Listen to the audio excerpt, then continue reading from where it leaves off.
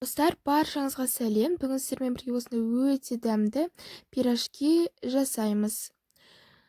Қамыры өте жұмсақ болып шығады, және де ортасына кез келген начинка салсаңыз болады. Жасасаңыз мүлдем өкінбейсіз. Ары қарай көріңіз. Ең алдымен қамыр жасап аламыз. Ол үшін жылы сүтке міндетті түрде жылы болу керек. Бір ас қасық дрожжи, тұз, қантымызды қосып, жай ғана араластырамыз.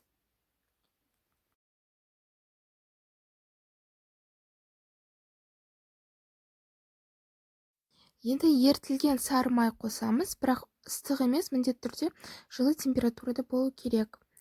Себебі дрожжимыз істемей қалуы мүмкін.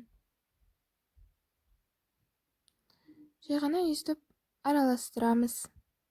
Енді бір жұмыртқа қосамыз.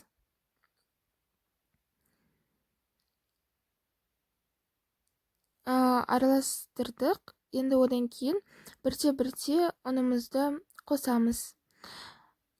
Оның нақты мөлшері жоқ. Өзіңіз қамырдың консистенциясына қарайсыз. Қамырымыз жұмсақ, бірақ қолға қатты жабыспайтын болып шығу керек. Бірақ ұнды көп қосуға да болмайды, себебі қамырымыз қатты болып қалады.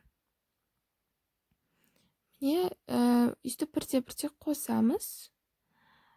Одан кейін қамырдың бетін жауып, 1 сағатқа, 1,5 сағатқа қоямыз. Міне, қамырымыз көтерілді, осындай состоянияға дейін көтерілу керек.